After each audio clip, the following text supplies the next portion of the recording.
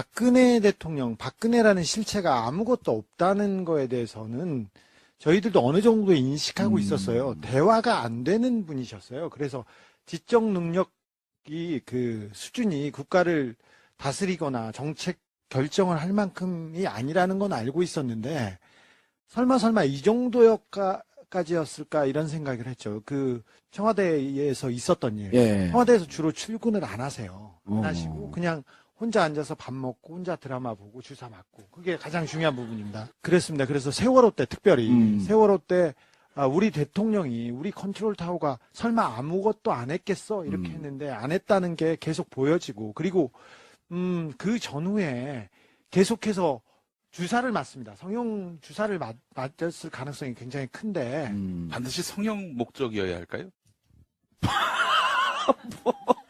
다른 목적일 수도 있겠지만 네. 저기 그 얼굴에 주사를 맞았으니까 김용민 얼굴에 PD는요. 네. 그냥 브리핑만 하세요. 네. 다른 거 하니까 좀 안 돼. 얼굴에 주사를 맞았는데 그걸 식욕으로 맞았겠냐 너처럼. 그래서 그 얼굴에 주사를 맞고 그리고 그다음에 주사를 맞아서 멍이 생기면 멍을 빼는 주사를 또 맞고 아이고.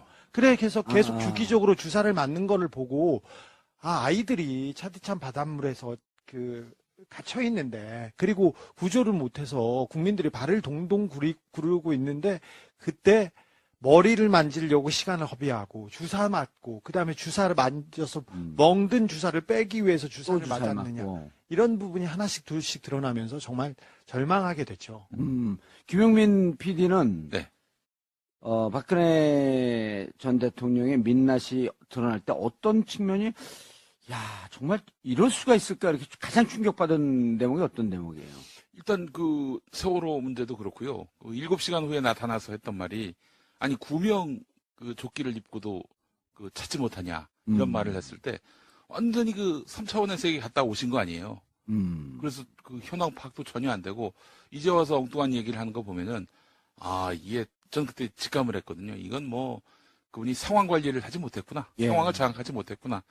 전 개인적으로 그 박지만 씨가 했던 얘기가 무척 그 처음에 암만 형제지간에 의의가 안 좋아도 저 정도일까라고 했는데 나중에 보니까 그게 최근에 그 음원 파일 나온 거 봤더니 사실이라면 박지만 씨가 뭐라 그랬냐면 누나는 최태민이나 최순실을 보면 정신이 나간 것 같다. 최면에 걸린 사람 같다. 그래서 우리가 또 최면 수사를 만나봤잖아요. 네. 얼마 전에 그 겟어웨이라고 하는 영화 보셨죠, 여러분들? 예, 겟어웨이. 예. 그저 미시시피 사투리예요. 네. 겟어웨이 죄송합니다. 겟어웨이. 네. 거기 보면은 한 번 최면이 걸리면 그 사람 눈빛을 보거나 커피잔 땅땅땅 거리 소리가 나게 되면 바로 최면에 빠지잖아요. 그 영화를 보니까 박지만 씨가 한 얘기가 이해가 되더라고요. 그러니까 최순실 얼굴을 보는 순간 최면에 빠지는 것 같아요. 그 저는 기본적으로 박근혜 대통령이 일반적인 사고를 하고 있고 일반적인 어떤 사리분별을 하는 능력을 갖추지 못한 분이다라는 뭐 확신을 갖게 됐고요. 안민석 의원님이 그때 이재용 삼성 부회장 앉혀놓고 막 한번 야단쳤잖아요. 그분이 30분 이상 뭘 못한다. 창조경제 이야기했다고 그러길래. 이게 박근혜 대통령이 이재용 부회장한테. 박근혜 이재용 청와대 독대했을 때 이게 청문회 때 이야기인데요. 제가 이재용 회장한테 무슨 얘기를 했냐. 1시간 동안. 그러니까 창조경제 이야기를 했다는 거예요. 그래서 제가 박근혜 대통령 머리로는 창조경제를 30분 이상 이야기할 만한 머리가 못 된다. 실제로 그래요. 그분의 어떤 전문적인 그런 부분에 있어가지고 뭔가 5분 이상 이야기를 할 수 있는 그런 그 지식의 깊이가 없거든요. 그래서 제가 이제 그런 얘기를. 1시간 동안 말씀하신 게 맞다면은. 아니, 그러니까 그게 그 2015년 7월 15일 날 만나갖고 그 처음 만났다고 하는 두 번째 만날 때 아닌가? 대구에서 만나고 그 다음에 아니 대구에서 청와대에서 그러니까 두 번째 만난 거죠. 네, 그래서 박근혜 대통령이 뭔 말씀을 하면은 1시간 얘기하시면 그니까 그래서 요게 한 80% 될 거예요. 네. 제가 봤을 그 때. 입의 용도가 비슷하네요. 80%는 그 저에 쓰고. 예. 예. 특별히 정호성이라고 예. 특근 문고리 권력 3인방. 네, 근데 비서관인데 그분은 박근혜 대통령이 얘기하는 것 중에 어떤 게 중요하고 어떤 게 중요하지 않은지 몰라서 다 녹음을 하기 시작합니다. 네. 그래서 녹음을 했군요. 그래서 녹음을 했어요. 모신용이 아니에요? 안종범 수석이나 다른 사람들은 옛날에 받아줬고 공부를 잘했으니까. 청와대에서 이렇게 회의를 하면 다 적자 계속 적고 있잖아요. 그게 적자 생존인데 이렇게 적어놨던 이유가 박근혜 대통령이 하는 말 중에 어떤 게 중요하고 어떤 게 지시사항인지 몰라서 그래서 녹음을 해놓은 그래서 거예요? 녹음했어요. 근데 다시 들어보려고? 네, 다시 듣고 그 지시를 하나씩 예. 이행하고 그랬습니다. 그런데 거의 대부분 내용이 이 내용에 대해서 물어봐라.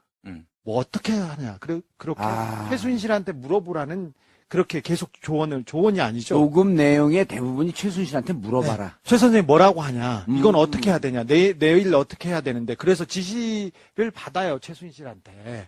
그 내용을 보면 제가 최순실을 오랫동안 제가 연구해 온 사람으로서 최순실의 지적 능력은요. 돈 많은 아줌마 이렇게 돈 많은 그냥 동네에서 목소리 큰 아주머니세요. 예. 식당 가면 매일 싸우고 어디 가서 맨날 소리 지르고 자리 나쁘다 뭐 여기 안 닦았다고 소리를 마구 지르고 나서 나올 때 팁으로 5만 원 주시고 나와서 발렛 하시는 아저씨한테는 3,000원 가지고 싸우시는 그런 분이신데 근데 그분이 저희 그분한테 권력을 이임해서 그분이 국가의 국정을 좌지우지하셨어요. 초창기에 이게 국정농단 사태 터졌을 때 이제 주진우 기자가 한 얘기가 바로 이 얘기였어요. 최순실은 강남에 가면 최순실을 아는 사람들이 국정농단했다 그러면 믿질 않았다는 거예요. 걔가? 네. 신문을 읽거나 어디에 지적인 대화를 하시는 분이 아니고. 아니 그 사람이 믿질 않았다는 거예요. 그래갖고 이 얘기가 작년에 10월에 막 사건이 터지기 시작할 때 주진우 기자가 직접 라이브로 한 얘기예요. 그러니까 이게 추적을 하면서도 의심스러웠던 거죠. 최순실, 박근혜 두 사람의 권력 관계가 변화가 좀 있었다고 보는데요. 13년 2월 중순, 2월 17일인가요? 예. 대통령 취임하기 전에 정호성, 최순실, 박근혜 세 사람이 3자 녹음한 녹취가 있어요. 어제 며칠 전에 공개된 거 말고요? 뭐 워낙 공개가 돼 있던 거예요. 재판에서 밝혀지고 거기 보면은 최순실 그러니까 취임식 관련한 그런 준비를 하는 그런 대화였는데 그때는 최순실, 박근혜 두 사람이 공동의 그런 권력적인 관계로서 정호승이한테 뭘 지시를 해, 두 사람이. 이거 좀 알아봐라, 이거 어떠냐. 하는데, 근데 이제 지금 주진우 기자가 이야기한 것처럼 대통령 취임 이후에는 그 관계가 최순실이가 시키는, 그리고 박근혜가 정호성을 통해서 물어보는 그런 좀 관계의 변화가 있는 것 같아요. 예, 그런 정권 초기에는 최순실도 조금 조심했어요. 정권 초기. 네, 정권 초기 조심했고 그리고 자기의 능력을 알기 때문에 자기는 뒤로 빠지고 그때만 해도 정윤회 씨가 전면에 있었고요. 대신 최순실 씨는 목욕탕에서 매일 싸우는 매일 소리 지르고 그랬던 사람이었는데 어느 날 갑자기 정윤회 씨가 처음에는 이 청와대를 박근혜의 청와대를 정윤회 씨, 최순실 씨가 다 꾸렸어요. 누구를 보내고 수석으로 누구를 보내고 장관을 누구를 버리고 그 다음에는 이제 정윤회 씨가 세팅이 끝나는 이후에 정윤회 씨가 아웃되죠. 그리고 최순실 씨가 이 권력을 다 틀어쥐는 그런 모양새가 됩니다. 주 기자님, 2014년 11월로 기억하는데 그때 세계일보에서 이른바 정윤회 문건. 예, 정윤회 문건. 그거 나오고 저하고 주진우 기자가 만난 게 2015년 1월쯤인데 그때 제가 이제 물어봤어요. 이게 사실이냐 전문건이 박지만이가 여전히 행사하고 있는 거 아니냐. 그러니까 그때 박지만은 이미 아웃됐다. 그럴 때 정윤회 최순실 존재를 알고 있었나요? 네, 그럼요.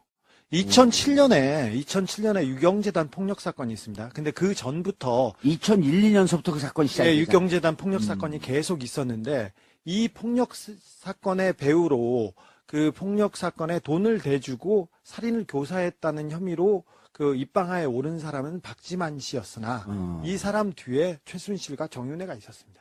그때 보셔 궁금한 거. 그때부터. 예, 2001년이나 2002년에 그때는 박근영과 박지만이 한 편이었고, 네. 그다음 박근영, 박지만이 한 편이었고, 박근혜가 다른 편이었단 말이에요. 그렇습니다. 근데 2005년, 6년 넘어가면서 박지만이가 박근혜 쪽으로 또 붙어요. 그렇습니다. 왜 그랬어요, 그때는? 이제 박근혜 그때는 새누리당 대표, 그렇죠. 나라당 예. 대표였고 정치적 기반이 좀 있었고 그리고 나름대로 재산이나 뭐 재단 같은 게 굉장히 많아요. 유경재단 싸움하면서 그쪽으로 붙더라고요. 그렇죠. 그래서 원래는 그 박정희 대통령이 남겨놓은 재산들이 많이 있습니다. 지금 재단 소유로 돼 있었지만 재산권을 행사할 수 있는 데가 영남대가 있고요. 그다음에 정수장학회, MBC를 통째로 소유하고 있습니다. 그리고 유경재단이 있는데 원래는 유경재단에서 박근영 씨하고 박지만 씨가 여기서 먹고 살고 예. 나머지는 박근혜 씨가 가지고 있는 형편이었는데 정치적으로 파워가 세지고 그리고 아하. 그다음에 힘이 세지고 하면서 박지만 씨가 갑자기 박근혜 씨한테 붙습니다. 예. 그때 그래서- 지인가 그것도 주고 그럴 때인가요? 이지는 이지. 그 전에 줬죠. 그 전에. 그 전에 줬고. 줬고 어느 정도 기반이 닦여진 상태였는데 정치적으로도 굉장히 잘 나가기 시작하면서 박근혜와 박지만이 한 배를 타면서 이 유경재단 폭력 사건이 벌어집니다. 예. 그래서 근데 그 뒤에 그때부터도 계속 알고 있었다. 네 그때 정윤회 씨, 최순실 씨가 있었어요. 사실상 이 폭력배들을 지휘하고 뒤에서 그 조종하는 데도 알겠습니다. 정윤회 씨가 있었습니다. 박근혜 대통령 머리로는 창조 경제를 30분 이상 이야기할 만한 머리가 못 된다. 실제로 그래요. 그분이 어떤 전문적인 그런 부분에 있어가지고 뭔가 5분 이상 이야기를 할 수 있는 그런 그 지식의 깊이가 없거든요. 그래서 제가 이제 그런 얘기를. 한 시간 동안 말씀하신 게 맞다면은 아니, 그러니까 그게 그 2015년 7월 15일 날 만나갖고 그 처음 만났다고 하는 두 번째 만날 때 아닌가? 대구에서 만나고 그 다음에 아니 대구에서 청와대에서. 청와대에서 그러니까 두 번째 만난 거죠. 네, 그래서 예. 박근혜 대통령이 뭔 말씀을 하면은 한 시간 얘기하시면 그래서 요게 한 80% 될 거예요. 예. 제가 봤을 그 때. 입의 용도가 비슷하네요. 80%는 그 저에 쓰고 예. 예. 특별히 정호성이라고 자기 예. 특근 문고리 권력 3인방. 네, 근데 비서관인데 그분은 박근혜 대통령이 얘기하는 것 중에 어떤 게 중요하고 어떤 게 중요하지 않은지 몰라서 다 녹음을 하기 시작합니다. 네. 그래서 녹음을 했군요. 그래서 녹음을 했어요. 오신용이 아니에요? 안종범 수석이나 다른 사람들은 옛날에 받아줬고 공부를 잘했으니까. 청와대에서 이렇게 회의를 하면 다 적자 계속 적고 있잖아요. 그게 적자 생존인데 이렇게 적어놨던 이유가 박근혜 대통령이 하는 말 중에 어떤 게 중요하고 어떤 게 지시사항인지 몰라서 그래서 녹음을 해놓은 그래서 거예요? 녹음했어요. 근데 다시 들어보려고? 네, 다시 듣고 그 지시를 하나씩 예. 이행하고 그랬습니다. 그런데 거의 대부분 내용이 이 내용에 대해서 물어봐라. 뭐 어떻게 하냐. 그렇게 최순실한테 물어보라는 그렇게 계속 조언이 아니죠. 녹음 내용의 대부분이 최순실한테 물어봐라. 네. 최 선생님 뭐라고 하냐. 이건 어떻게 해야 되냐. 내일 어떻게 해야 되는데. 그래서 지시를 받아요. 최순실한테. 그 내용을 보면 제가 최순실을 오랫동안 제가 연구해 온 사람으로서 박근혜라는 실체가 아무것도 없다는 거에 대해서는 저희들도 어느 정도 인식하고 있었어요. 대화가 안 되는 분이셨어요. 그래서 지적 능력이 그 수준이 국가를 다스리거나 정책 결정을 할 만큼이 아니라는 건 알고 있었는데 설마 이 정도까지였을까 이런 생각을 했죠. 그 청와대에서 있었던 일. 예. 청와대에서 주로 출근을 안 하세요. 안 하시고 그냥 혼자 앉아서 밥 먹고 혼자 드라마 보고 주사 맞고 그게 가장 중요한 부분입니다. 그랬습니다. 그래서 세월호 때 특별히 세월호 때 우리 대통령이 우리 컨트롤 타워가 설마 아무것도 안 했겠어 이렇게 했는데 안 했다는 게 계속 보여지고 그리고 그 전후에 계속해서 주사를 맞습니다. 성형 주사를 맞았을 가능성이 굉장히 큰데 반드시 성형 목적이어야 할까요? 다른 목적일 수도 있겠지만 네. 얼굴에 주사를 맞았으면 김용민 얼굴에 PD는요, 네. 그냥 브리핑만 하세요. 네. 다른 거 하니까 좀 안 돼. 얼굴에 주사를 맞았는데 그걸 식욕으로 맞았겠냐, 너처럼. 그래서 그 얼굴에 주사를 맞고, 그 다음에 주사를 맞아서 멍이 생기면 멍을 빼는 주사를 또 맞고, 아이고. 그래 계속 주기적으로 주사를 맞는 거를 보고, 아이들이 차디찬 바닷물에서 갇혀 있는데, 그리고 구조를 못해서 국민들이 발을 동동 구르고 있는데, 그때 머리를 만지려고 시간을 허비하고 주사 맞고, 그 다음에 주사를 만져서 멍든 주사를 빼기 위해서 또 주사를 주사를 맞았느냐, 맞고. 이런 부분이 하나씩 둘씩 드러나면서 정말 절망하게 됐죠. 김용민 PD는 네. 박근혜 전 대통령의 민낯이 드러날 때 어떤 측면이 야 정말 이럴 수가 있을까 이렇게 가장 충격받은 대목이 어떤 대목이에요?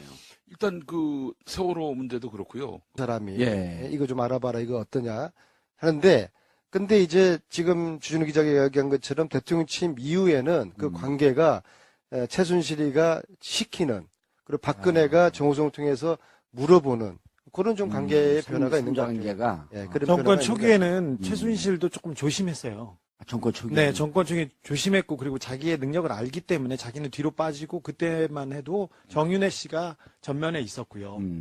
대신 최순실 씨는 목욕탕에서 매일 싸우는, 매일 예. 소리 지르고 그랬던 사람이었는데, 어느 날 갑자기 정윤회 씨가, 처음에는 이 청와대를, 박근혜의 청와대를 정윤회 씨, 최순실 씨가 다 꾸렸어요. 누구를 보내고 수석으로 누구를 보내고 장관을 누구를 버리고, 그 다음에는 이제 그 정윤회 씨가 세팅이 끝나는 이후에 정윤회 씨가 아웃되죠. 그리고 최순실 씨가 이 권력을 다 틀어쥐는 그런 모양새가 됩니다.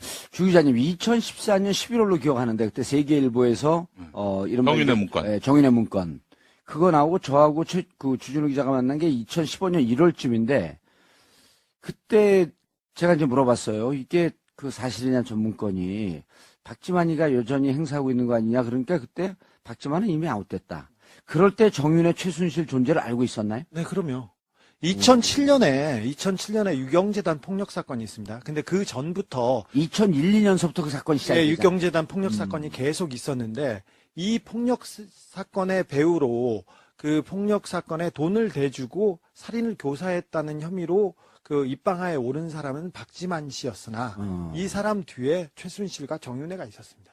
그때부터 궁금한 거. 그때부터. 예, 2001년이나 2002년에 그때는 박근영과 박지만이 한 편이었고, 네. 그다음 박근혜 최순실의 지적 능력은요, 돈 많은 아줌마, 이렇게, 돈 많은 그냥 동네에서 목소리 큰 아주머니세요. 예. 식당 가면 매일 싸우고, 어디 가서 맨날 소리 지르고, 자리 나쁘다, 뭐 여기 안 닦았다고 소리를 마구 지르고 나서 나올 때 팁으로 5만 원 주시고 나와서, 발레 하시는 아저씨한테는 3,000원 가지고 싸우시는. 그런 분이신데, 근데 그분이 그분한테 권력을 이임해서 그분이 국가의 국정을 좌지우지하셨어요. 초창기에 이게 국정농단 사태 터졌을 때 이제 그 주진우 기자가 한 얘기가 바로 이 얘기였어요. 최순실은 강남에 가면 최순실을 아는 사람들이 국정농단했다 그러면 믿질 않았다는 네. 거예요. 걔가? 네. 신문을 읽거나 어디에 지적인 대화를 하시는 분이 아니고. 아니 그 사람이 그 믿질 않았다는 거예요. 그래갖고 이 얘기가 작년에 10월에 막 사건이 터지기 시작할 때 주진우 기자가 직접 그 라이브로 한 얘기예요. 그러니까 이게 추적을 하면서도 의심스러웠던 거죠. 최순실, 박근혜 두 사람의 권력 관계가 변화가 좀 있었다고 보는데요. 13년 2월 중순, 2월 17일인가요? 예. 대통령 취임하기 전에 정호성, 최순실, 박근혜 세 사람이 3자 녹음한 녹취가 있어요. 어제 며칠 전에 공개된 거 말고요? 뭐 워낙 공개가 돼 있던 거예요.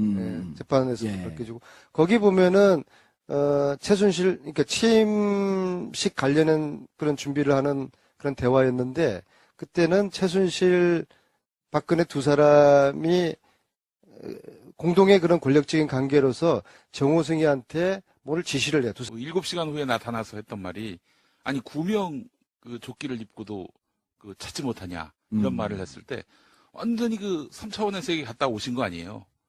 그래서 그 현황 파악도 전혀 안 되고 이제 와서 엉뚱한 얘기를 하는 거 보면은 이게 전 그때 직감을 했거든요. 이건 뭐 그분이 상황 관리를 하지 못했구나. 상황을 장악하지 못했구나. 전 개인적으로 그 박지만 씨가 했던 얘기가 무척 그 처음에 암만 형제지간에 의의가 안 좋아도 저 정도일까라고 했는데 나중에 보니까 그게 최근에 그 음원 파일 나온 거 봤더니 사실이라면 박지원 씨가 뭐라 그랬냐면 누나는 최태민이나 최순실을 보면 정신이 나간 것 같다. 아. 최면에 걸린 사람 같다. 그래서 우리가 또 최면 수사를 만나봤잖아요. 네. 얼마 전에 그 겟어웨이라고 하는 영화 보셨죠, 여러분들? 예, 겟어웨이. 예. 미시시피 사투리예요. 네. 겟어웨이 죄송합니다. 겟어웨이. 네. 거기 보면은 한 번 최면이 걸리면 그 사람 눈빛을 보거나 커피잔 땅땅땅 거리 소리가 나게 되면 바로 최면에 빠지잖아요. 그 영화를 보니까 박지만 씨가 한 얘기가 이해가 되더라고요. 그러니까 최순실 얼굴을 보는 순간 최면에 빠지는 것 같아요. 그 저는 기본적으로 박근혜 대통령이 일반적인 사고를 하고 있고 일반적인 어떤 사리 분별을 하는 능력을 갖추지 못한 분이다라는 뭐 확신을 갖게 됐고요. 안민석 의원님이 그때 이재용 삼성 부회장 앉혀놓고 막 한번 야단쳤잖아요. 그분이 30분 이상 뭘 못한다. 창조경제 이야기했다고 그러길래. 이게 박근혜 대통령이 이재용 부회장한테 박근혜 이재용 청와대 독대했을 때 이게 청문회 때 이야기인데요. 제가 이재용 회장한테 무슨 얘기를 했냐. 1시간 동안. 그러니까 창조경제 이야기를 했다는 거예요. 시간 그래서 제가